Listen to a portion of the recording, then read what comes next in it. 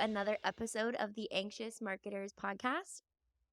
You have Hannah and Mia as usual, and I'm so excited to be here again. I'm so excited too. We're at episode 2. I'm so proud of us for not canceling. I feel like we're both such introverted people that it's hard to leave the house sometimes or muster up the social energy. Yeah, I think I totally agree. As I was driving here, I was thinking about that, but I think there's something to be said about when you're excited about something, it makes it easier to do it. Yeah, and when you're doing it with your friends. Mhm. So, yeah, it's just nice. I'm so excited. Me too. Since this is our second episode, we're going to be talking a little bit about some marketing things. Yes.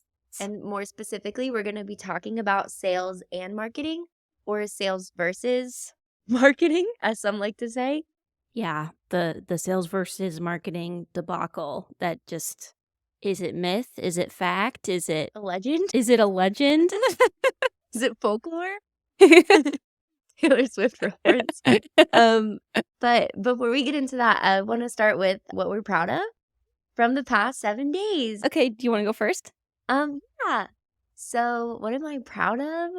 It's always hard to think of it. You did your SKO speech. I did. So this past week, my current company, we took a trip to Tampa and we had a super awesome, we actually called it MSC 23, which means marketing, sales, and channel. So it was all the marketing folks, all the sales folks, and the channel folks. I get to sit in between both channel and marketing. And I got to give 2 presentations about our marketing strategy for channel and what we're going to be focusing on for the next H2. That's a fun term. So that was really fun. And I got to meet all my work friends in person. And it just kind of verified the friendships that I thought were there. So that was really cool. So I'm That's proud of that. amazing. Yeah, it looked like you were having a really good time. All of your coworkers seemed so cool. So I'm They so are. happy. I'm so Marketing happy people for are you. always cool. It was Marketing, fun. yeah, for sure. I'm never let down by marketing people. Yeah, it was a good time. But what are you proud of this week? So I graduated my full Yes, you did. stack web development boot camp. Mhm. So I'm a certified full stack web developer now. I'm so excited. We turned in our last group project and it was quite an experience. I had never been so tired in my whole life, and I took my mental health day the day after we turned in our final project, and I literally stayed in bed all day. But I'm really proud of myself for making it through 6 months of just no life and just work and school, and yeah, it's just a goal I've always had, so I'm excited. That's a really big deal. I'm really proud of you because now you're a full stack web developer, right? Yeah, Yeah. full stack. But that's so cool. But I will say, I kind of had a feeling that I would prefer front end just Mhm. because of all of the email development experience I have and I just love web design and that Mhm. kind of thing. I can do back end. I will figure it out. It's just not as fun. Yeah, well, what's the biggest difference because I guess I know a little about front end and I worked with some game developers, so I don't know what end that would be, but what's the difference for those like me who don't know? The front end is what you see and how it Mhm. functions, like what you see functioning on a web page or an app. And the back end is all the stuff that stores your data and secures your password and retrieves your data and interacts with the server to pull information or post Mhm. information, update information. Yeah, that sounds a lot. It's like it's not really a visual Mhm. thing, and a lot of back end can be a little bit more abstract. Mhm. It's really interesting because there's some people that really prefer back end, which is Mhm. like that is just not my brain. It's crazy, but yeah. I love that. Actually, at my one of my old companies, I had a friend and everyone called him the back end overlord. Wow, that's amazing. Because he did do like anything that was back end, we always said it was his problem. So I appreciate the work he did for that. And I'm excited for you to be doing front end. That's so Thank cool. you. Yeah, thank you. So just I'm not looking for a new job right now, Mhm. which sounds a little crazy to spend so much time and money on developing a brand new skill and Mhm. something that's not completely different from marketing because we have a web developer in marketing, of course. Like that is a common thing, but I like where I'm at right now, and I think I just wanna, like, continue practicing coding and fixing up my portfolio, and I just wanna do stuff on the side with coding and just continue learning, and just kinda see where things go, but I'm happy. That's so great. It's really cool to think about too, because I remember circa 2019, the origin story of our friendship. Like, I do remember you talking about wanting to do that eventually, and just seeing it come to fruition is so cool. And I think there's something to be said about, like we say in therapy, adding a new tool to your toolkit. And now you're a front or a Full full stack stack. web developer. And like, just because you pursued that doesn't mean you have to change your work identity or anything. It's just an addition to every other awesome skill you have. Exactly, and, like, I'm sorry to harp on it for so long, but I think it kinda goes with, like, the anxious marketer because Mhm.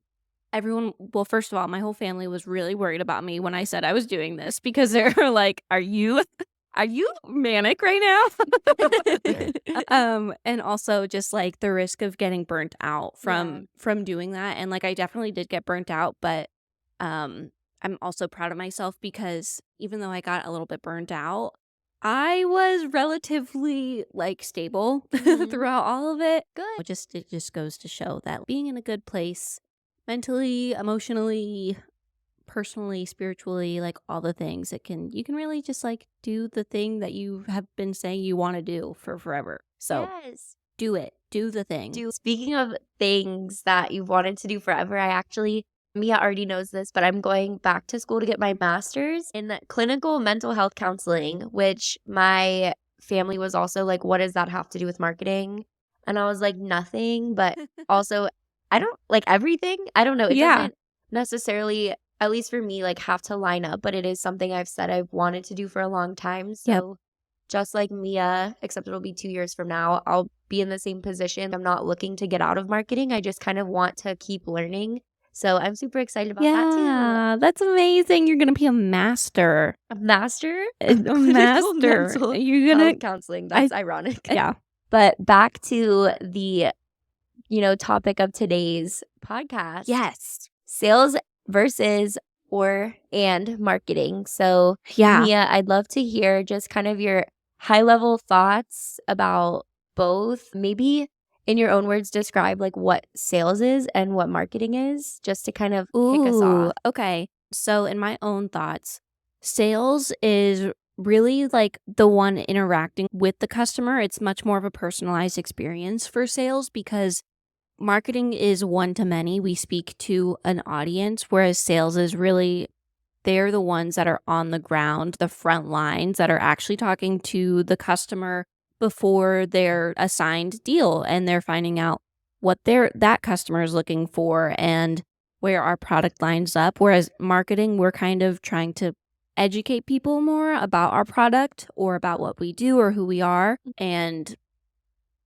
we can take feedback from sales and implement that into our marketing messaging. So that's what I got. What about you? I love that. I love how you talked about the relationship side of it, because for me, and probably for a lot of people, when I think of sales, I think about like the transaction or like the conversion. I think of marketing as being the ones who get people interested in the product, and then Mm, sales are the ones that then take that lead or that person or that company, and they really make the final transaction. They have the final conversations. yep. And something that I've kind of thought more about recently is how they're not separate, and they shouldn't be. They should be like the best of friends. Yes. Yes, like every successful coworker or peer that I've talked to kind of use it that way. But I really see like marketing as, we talked about this at our MSC last week, but we talked about how one of the reps was saying, yeah, like it was like a layup from, this other person. And I really think that marketing should be like getting the best customers, taking feedback from sales to make sure that they're revising like the leads that we're getting in. So I think I explained the difference, or what I think the difference is, Yeah. or the definition is. Yeah. But yeah, so essentially marketing is like setting the stage, getting the right people, like you said, education. Yeah. And then sales is like the slam dunk. They're like, thanks, got it from here. If we as marketers do our job right, then sales should be able to like take the ball like to the hoop or Yeah, the net or whatever. I play soccer, so the sports. goal yeah, sports, we love sports here. I'm just kidding. Yeah, no, actually, I really love that analogy, and, I like that you said that, for sales to be successful, it really should come from marketing and it making it easier for sales to get the goal. Mhm. Marketing is the assist. Yes, the We assist. get points for the assist, and We sales gets understand sports. and yeah, and sales gets the goal. And I love that you said that sales and marketing should be best friends, but I'm Mhm. kind of thinking that it's more like enemies to lovers trope or vice versa is usually how it That plays out. honestly, it kind of seems like that when you start a new company, there's, like, the sales, like, lounge over here, and then there's, like, marketing over here, and it's like, "Do we talk? Are we friends? Like, Yeah. are they too cool for me? Am I too cool for them?" And then, like, the more you work at a company, the more you're like, "Oh, wow, like, we're all just flawed people," and Yeah. Oh my gosh. Well, what has your experience been in the past with sales and marketing? Being on the marketing side of things, how have you helped like the relationship grow, or have you seen friction and how did you solve that? Like all the things I all the want to know. things. Well, I kinda mentioned it in the last, episode, and, like, when I started my career, I did a marketing internship, but then I was a recruiter, which I don't wanna say they're sales people for people, but I don't know. Kind You're, of, like, trying yeah. to get the right people to get jobs, and so at that company, like, I think that marketing and sales or, the reps, like, we were really aligned because marketing had space to present the reasoning behind the campaigns they were doing, the emails they were giving us to send, and so that was a really good experience, and that was when I kind of fell in love with marketing, so for me, I was like, "Oh, we're friends." Like, I wanna do, like, the cool emails they're giving me, but I can't speak too much to being, like, a sales rep because I haven't done it before, but that was, like, my baby experience in it.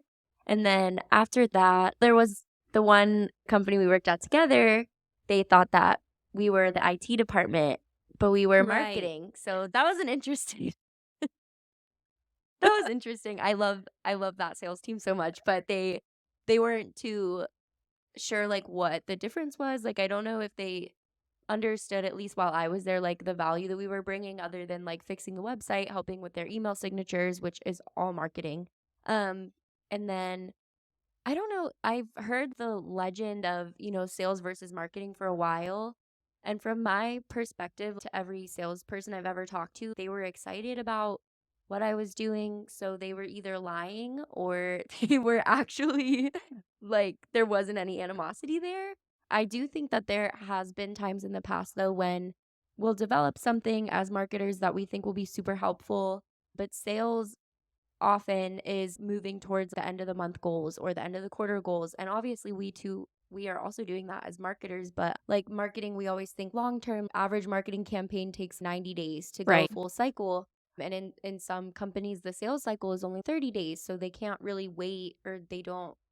I don't want to say they don't want to wait, but they can't wait for that return on investment, or they don't want to, or their leadership isn't telling them to, or there's no real guidance at all in how marketing should work with sales. So I think that just the biggest thing is I've created content for sales and then they don't use it because they forget or they get a new idea. So they go down a different path. Yeah. And I'm like, hey, this is here for you. And they're like, no, it's cool. We're doing a different thing. And so that can be, I don't want to say frustrating, but it's just something to grow through. Yeah. And at least the content is now made. So if they ever come back to wanting to do that strategy, it's in the Google Drive for them.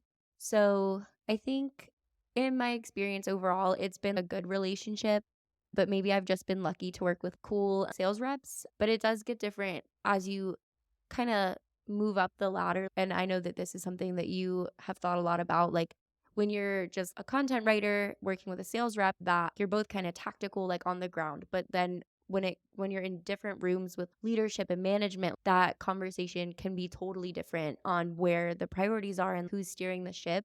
So I think that's all I have to say about that right now, but I'll put that back at you. So what's your experience been with like sales versus marketing, or sales and marketing? How have you like overcome any obstacles if there were any? Yeah.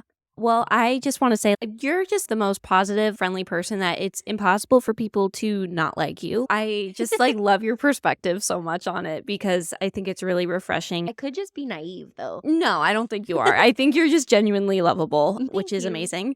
I guess from my last company, I got to be in the room with all of the leadership, Mhm. and there were at times some like, well, what is marketing doing? Why isn't marketing doing this? Yeah. Or, what are you doing then? Or What are like, you do? what are you? Which can be a little bit frustrating. And when I was a content writer and when I was just a marketing coordinator, I didn't see it as much because I really didn't need to interact with the sales department that much. At least that was the culture at the time of where I Yeah. worked. And I think a big part of it is culture and is leadership is where it all stems from. Mhm. I think that sales and marketing should be talking all the time. I think that onboarding should include being onboarded with the sales team too so that everyone knows Yeah, each like learning other. the sales process even as a marketer. Yes. And I don't think that they're separate. Obviously, we have our different strategies and our different goals and KPIs, but we're all trying to do the same thing, so Mhm. I don't understand any sort of, like, rivalry. It just doesn't compute to me.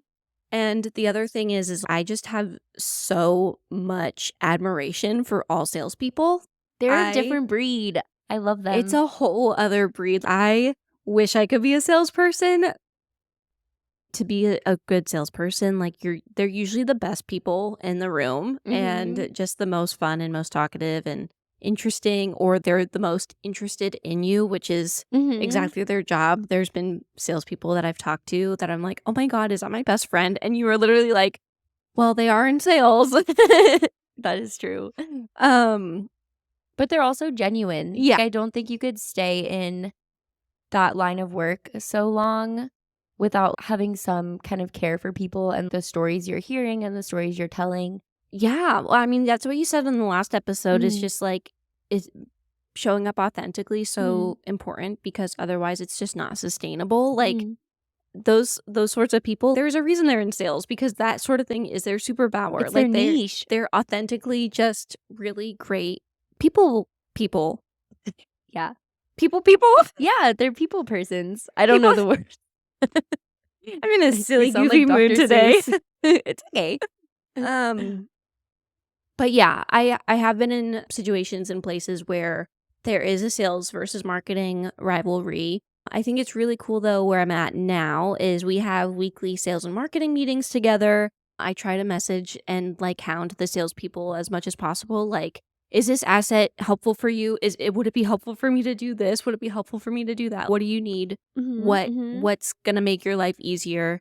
And there are times as well that I found a marketing leader will be like, well, they don't need another this. They need to focus on selling, and that's not our priority. And I totally get that too. Like pulling some of the marketing levers, it takes time, Mhm, like 90 days, or mhm, it takes 90 days for Google to index a new blog and for it to start getting traction on the search mhm. results page. But sales doesn't see that, and sometimes they really need help like in the immediate moment. Mhm. I just love being helpful, and I think that's why I love marketing so much is because Mhm. I want to help the salespeople achieve all of their goals as best as Yeah. possible. So I don't know. That's all I gotta say. I love it. As you were talking about that, it kinda reminded me of being like marketing is like a doctor or like a person who's at the front of an armory and we have all I don't wanna say weapons, but we have all the tools. Yeah. And so they come in and they're like, "What trigger can we pull? What do you have for this situation?" And we can be really diagnostic with the Oh, stuff yeah. that we Yeah. need, and we don't know what help sales needs if they don't tell us. So I think that keeping the lines of communication open is super important because, like you said, having a weekly meeting or biweekly where you're hearing directly from sales, like, this is like a takeaway piece that prospects have been wanting for their teams, or this is a topic that's come up a lot. And maybe sales doesn't know exactly what to do with that information. But if you bring it to marketing, Mia or myself, like we might say, oh, maybe that's a webinar we could do or a blog or Mhm. a one pager. So just getting that information from sales is super helpful because in marketing, we, have NPS scores, or if we send out review emails, or, if you have a great customer success team that's funneling in feedback, that can be helpful. But one thing I really love about my current company is we had the conversation about, if sales is working really hard to get a deal that's important to us, we'll do anything that we can as Yeah. marketers to push that over the line. Like, do they need to see the information in a new way? Do they need a different visual? Do they need a video or a blog? Or, is this prospect more interested in a presentation? And like as marketing, like we want to be friends with sales so we can say, hey, let's get this built for you so that we can mutually win on this deal. So that's exciting when there's those moments where you can come together and do something really good for the end user. It feels really good because Yeah. you delighted them and made their day, attract, engage, delight. But I think that that's really fun. That's great. Yeah. I love that. Yeah, I think that when you can come together too to build something that's a little bit more off the cuff, like I know, my plans for content Mhm. kind of span for the rest of the year. Like we're in H2 and I Mhm. know exactly what the rest of the content is going to entail for the remainder of 2023. Mhm. But sometimes there are things that just come in from sales that are like, we actually kind of need this now. And it's might be more important, or like, this is going to close a deal. And our sales cycle is longer than some other businesses because they're big partners and they're very specific and they Mhm. have to fit into our ICP. Everything is, has to be aligned. And it's a really big purchasing decision. Marketing leaders may not love this, but sometimes I'm like, okay, they need this tomorrow. I'm going to put everything aside and help them with this by tomorrow because it could potentially close a deal. And that's one more deal this month than we would have had before. So I don't know. Yeah, I agree. I think that if you have your long-term goals for the quarter and the sales team asks for something tomorrow, one day in the grand Yeah, scheme of 16 weeks or whatever, it's not going to be a loss if you win a new exactly. partner. So it's like, hey, boss, like I know that this isn't really on my roles and responsibilities, but if it's going to help all of us win, I'm going to do it. And I think that having the autonomy to make that choice is super helpful. Yeah. And one thing I wanted to say, I remember now that your line of thought kind of brought up is I just recently started my new role. And so I'm meeting with the partner managers and the sales teams leads to see what content they want. Like you said, like, hey, I'm building out my roadmap for the next, 3 months. If I could do anything for you, what would it be? And if all three of them say, "Oh, we really need a new pitch deck," like, of course, I'll do it for you. Or Yeah. if all three of them are like, "Hey, we really need a takeaway sheet on this, like, this will really help us close more deals," like, I'm gonna do it, but including them in the conversation before Yeah. you build out the roadmap it makes it unnecessary to kind of check as you go. You can say, "Hey, Yeah. we already set the stage for the whole quarter," Right. and then there will be less one-off asks that come up, hopefully, if you're already considering sales in the beginning. Yeah. Yes, exactly. And for marketing, I mean, we always have our, I guess, top of funnel goals or our brand awareness goals or what we can do to drive demand and create Mhm. demand, capture demand. But there is still a time and place for when, it is always our role and responsibility to make things a little bit easier for sales wherever Yeah. we can. But having the autonomy to figure out, like, is this reasonable for me to do? Or is this actually like a salesperson's job? Like they need to write their own email or whatever. Yeah. I guess it really depends on the company too. Mhm. Yes. Okay. So a helpful exercise that I like to do whenever I start a new role or position or anything like that is a customer journey map. Mhm. And this I was learned. I was gonna say I was learned this. Learned.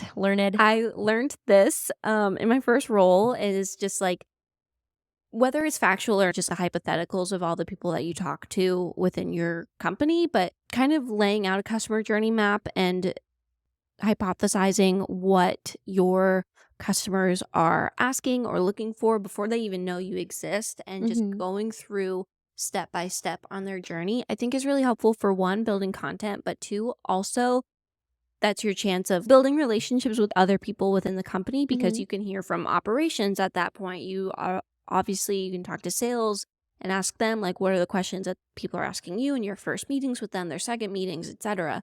and then even customer success, like what are they hearing from? Mhm. So that helps you with identifying what the gaps that people on the front lines are seeing and hearing, and Mhm. also the gaps that is already exist within your content.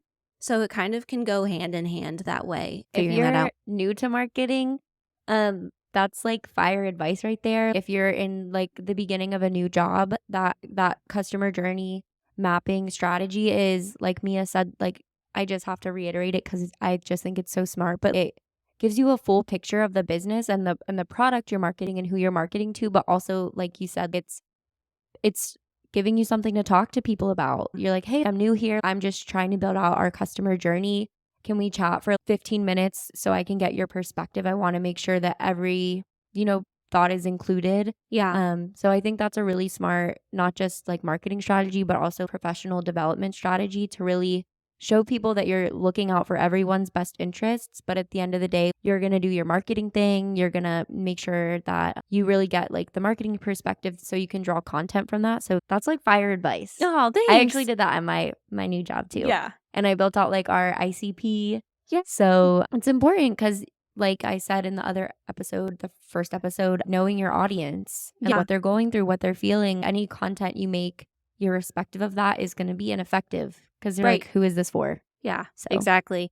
Yeah, and hopefully wherever you go, there already is a customer journey map. mhm, And if that's the case, then whenever you start, you should be checking in on your customer journey map and where it's still aligned and mhm, where your product has either evolved or the strategy has evolved, and what new gaps can you identify, what's changed about the conversations that sales have had with their customers, what gaps in the product have been identified since then, and now like the partner success team is having different conversations. And so I don't think it's not something that should just be like, oh, we did the customer journey map, not gonna look at it mhm. again for a year. It's probably a lot different a year later, you know? Yeah. And that's just something that sales and marketing should keep a really strong pulse on. Mhm, But yeah, I love the customer journey map. I don't know, I don't want to say basic, it's just marketing mhm. one-on-one, but it's also I found going into new places, a lot of the times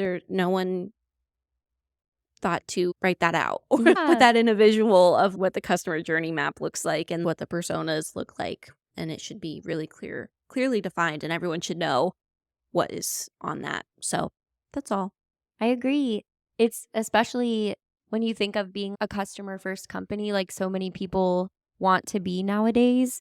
If you are doing onboarding and every single person in the company can look at that customer journey map, then everyone knows what's in it for the customer. And Yes. also, a point for marketing leadership, maybe every time someone new joins your team, have them take their own stab at the customer journey, not doing the whole thing over, but saying, "Hey, I know it's your first week. Take a look at this journey that we have. Are there any gaps that you can see?"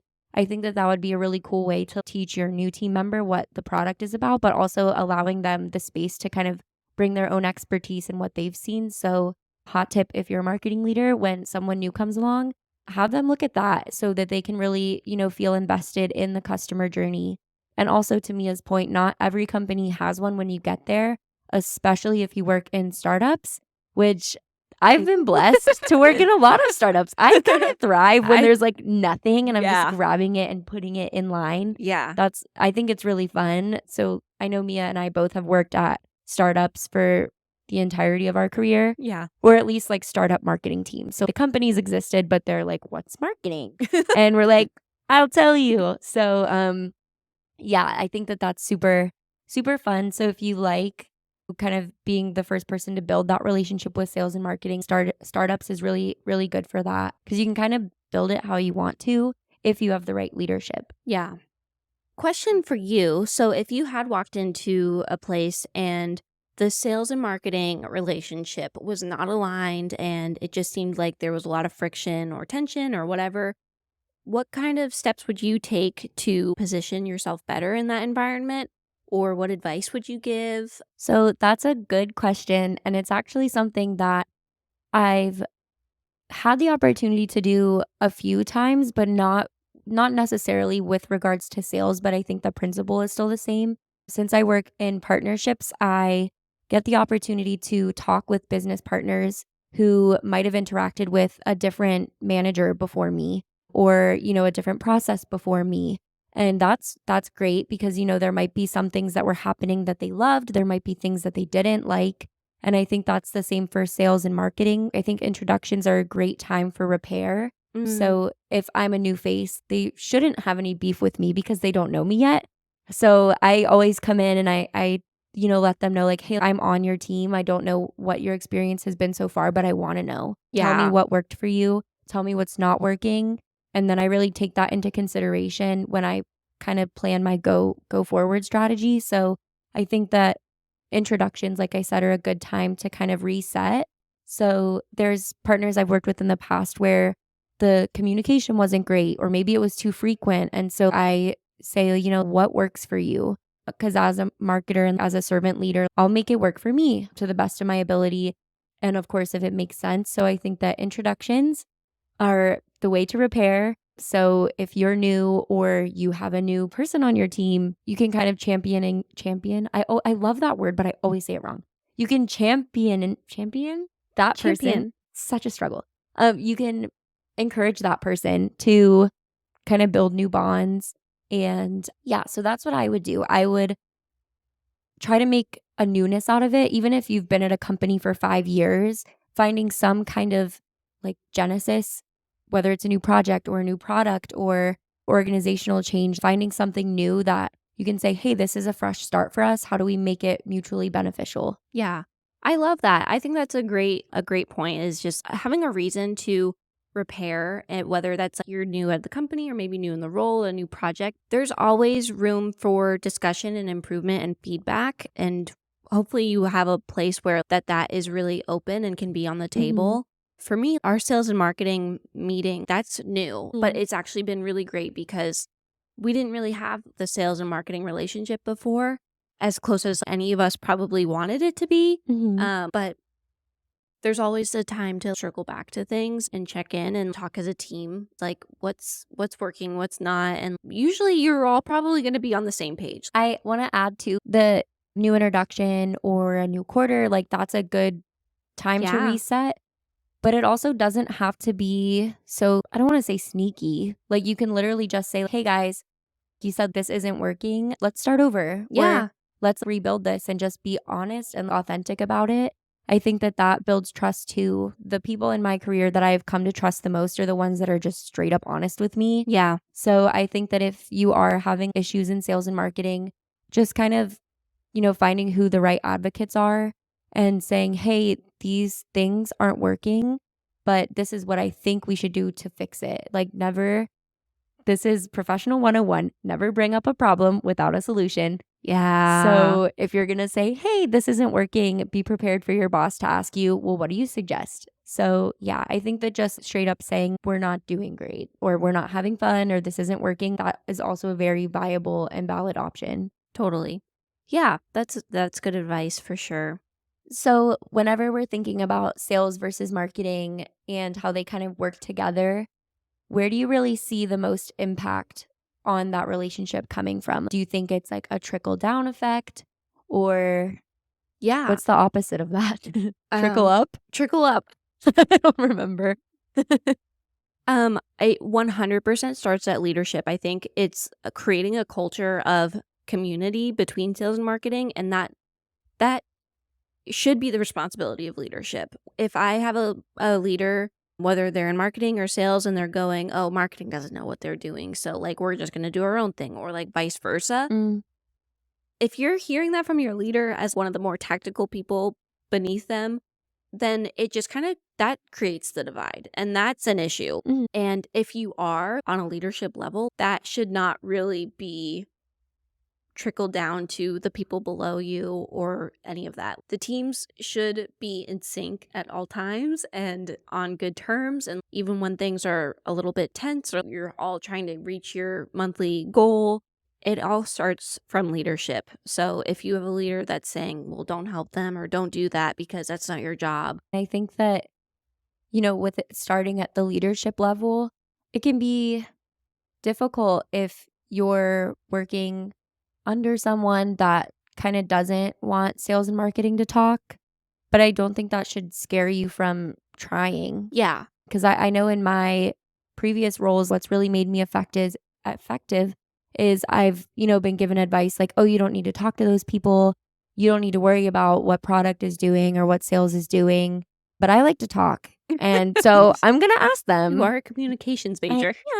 But I don't know. I would just take that responsibility to mend those relationships or see what they need. Obviously, if you have agreed upon goals with your manager, don't forsake those things. Yeah. But if you, spend 10 minutes a day on TikTok, maybe take that time and go talk to a sales rep, So I think it's important, especially when it comes to goal setting, if the leadership of marketing and sales really understands that the goals are the same. They're the same. They're maybe at different points in the journey, but we're all rowing towards the same island.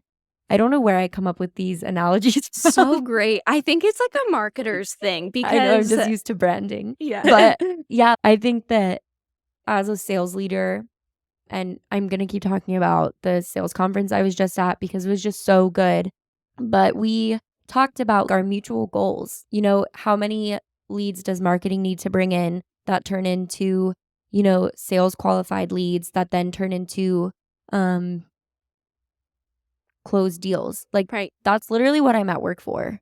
I'm at work to make sure that the salespeople are closing deals. So I think that just having a mutual understanding that, hey man, I'm here to get you, like, cast a big net full of all the best fish, and then it's up to you to bring it home. I think that any sales leader or marketing leader that doesn't see those things being like literally on the same path, they're looking at it wrong. Yeah. And I think that just aligning on goals, maybe not every single goal is going to be, exactly the same, but there are goals that are similar. Attrition is a big deal. Yeah. And that starts with making sure you're getting the right customers in the door. They're being treated well through the sales They're process. getting the right messaging. Yeah, the messaging that you showed them. Oh man, this is a whole other conversation, but that the marketing that they're reading is the same information that they're hearing in the sales process. Yeah. That's the same as the product that they're getting in the end. Like that in itself is one of the biggest reasons marketing and sales should be best friends, is because customers want a consistent experience. Because if you don't give them that, they're gonna leave. Right. Like if you say we offer this sort of solution and then turns out after they're signed that the solution is kind of wonky. Yeah. Maybe not as good as, we were talking about in our branding, our campaigns. Yeah. That's bad. It is bad. And it can even happen for marketers too. If we put something on the website that sometimes we don't know technically correct. Yeah. And then the sales engineers are like, that's not what that does. That's also bad for the customer. So totally. Yeah. That in itself is why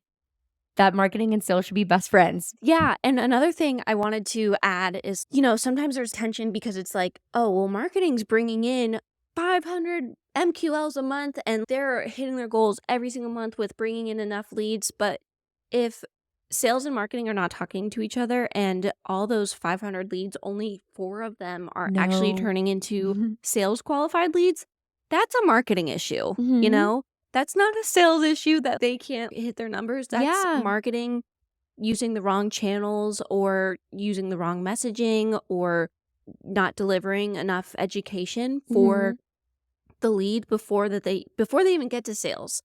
So that's another thing. If they're not converting past the form, which is already a big deal for them to do, and then they're not, continuing the conversation, then that's enough reason for sales and marketing to be besties and talking and finding out, why are all these leads not our customers? Like, why are they not turning into our customers? Whether that's a 90-day sales cycle or they just go cold or they weren't actually looking for our product and thought they were. Like, what is the issue? Because you have to identify that together and think of a solution together. Yeah, and you might not get that feedback if you don't talk to the salespeople after they call that lead who ended up not caring. Exactly. If you never follow up, you're not going to probably know why your form isn't working past that. And something you said reminded me of another reason marketing and sales should be friends is event marketing. Oh. If you send your team to an event and they come back with a list, or marketing gets a list from a webinar, and you only have so much time to call on those leads before they filled out someone else's form and turned into someone else's customer.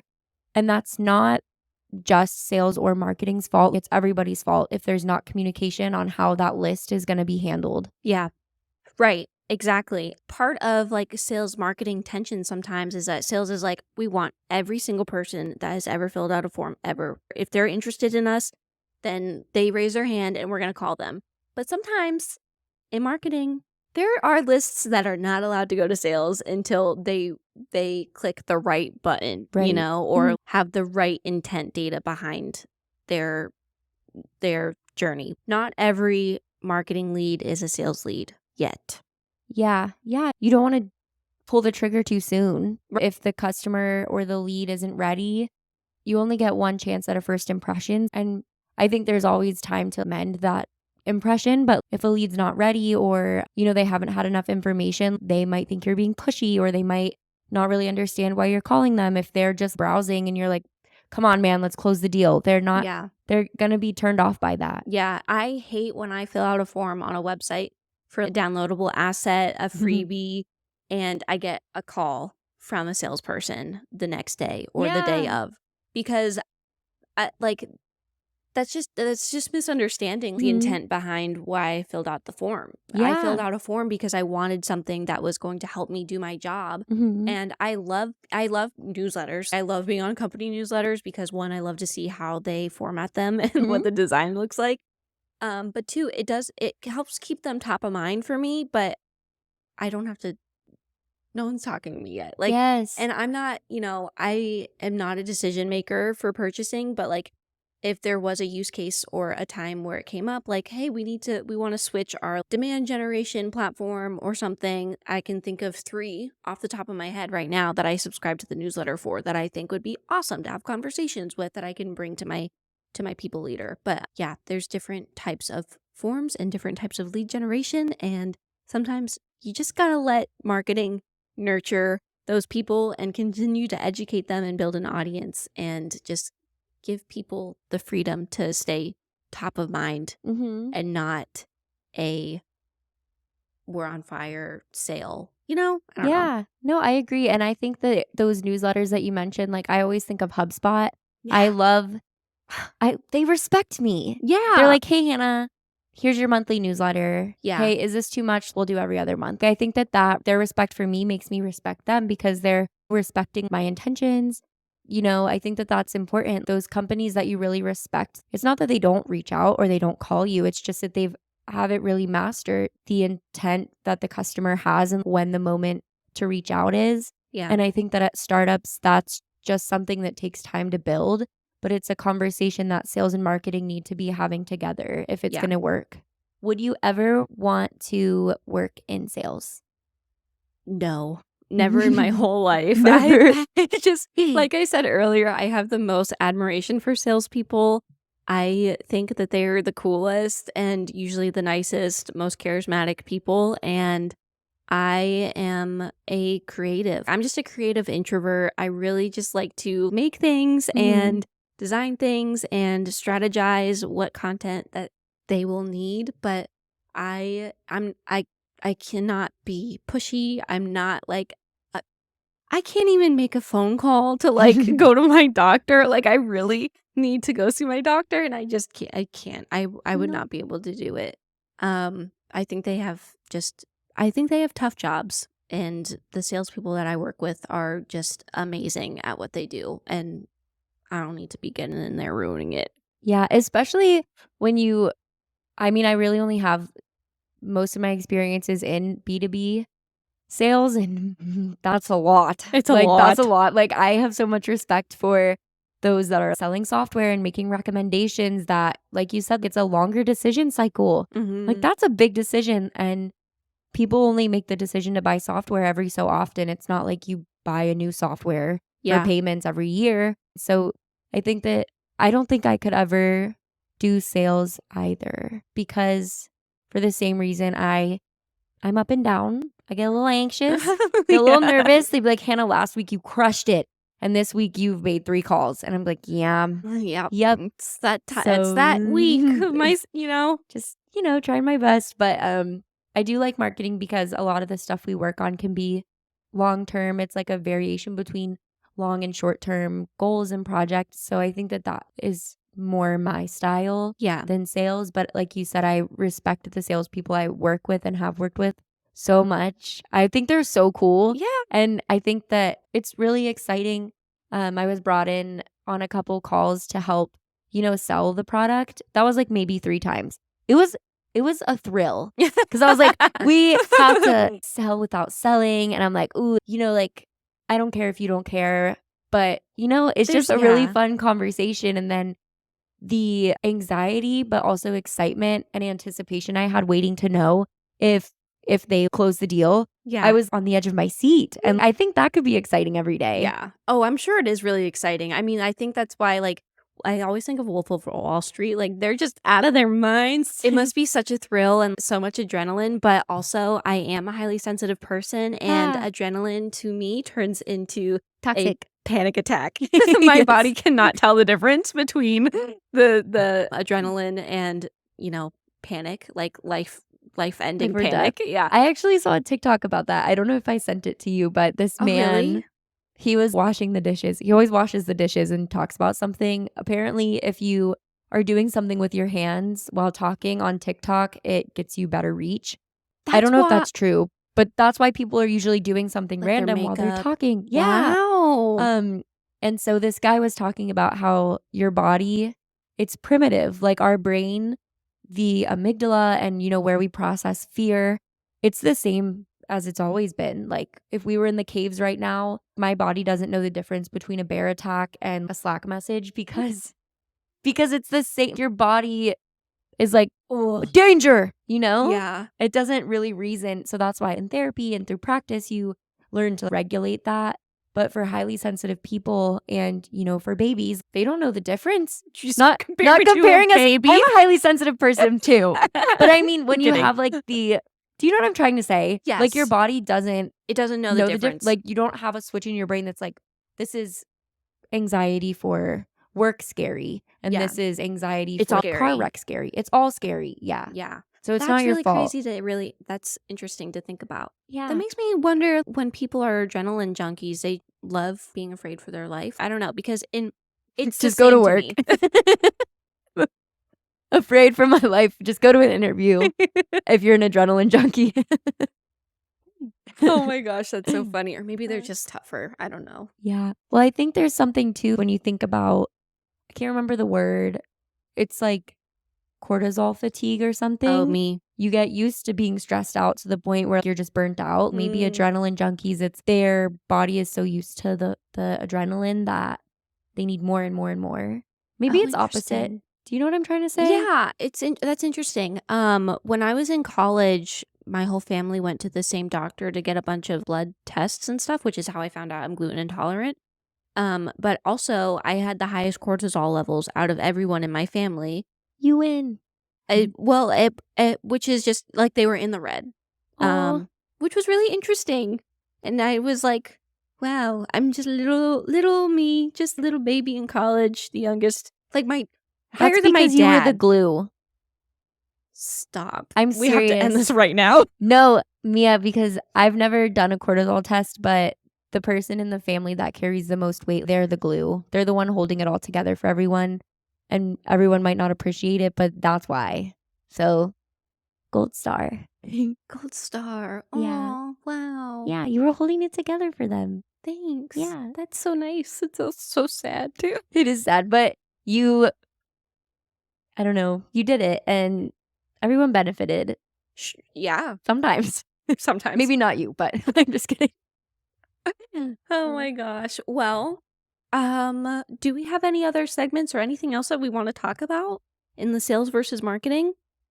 I don't think so. I think that, well, we said what we're proud of Mm-hmm. and we did our whole topic. So do you have any last words? Just last words is it all just comes down to respect and empathizing for other people and trusting that others are good at their jobs because they're not there for no reason. Yeah. And just talk to each other and just find out what each other needs, because you might have some tools available that marketing needs and vice versa. And yeah, go team. I love us Go team. both.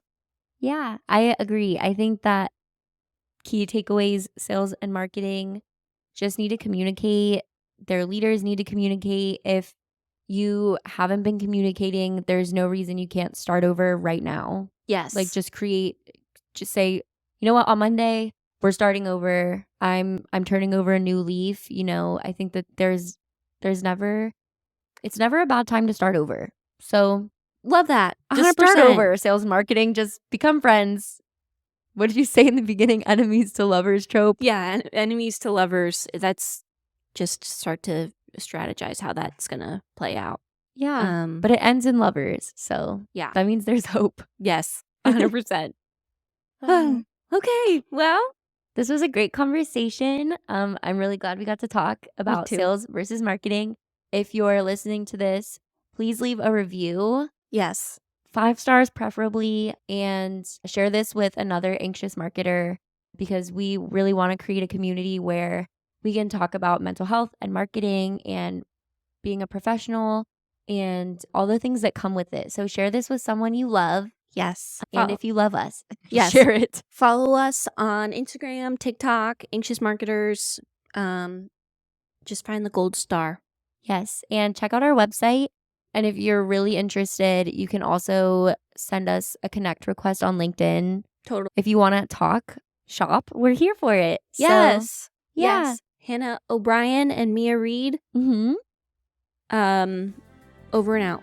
Over and out. 10-4, good buddy. See you next week. Bye.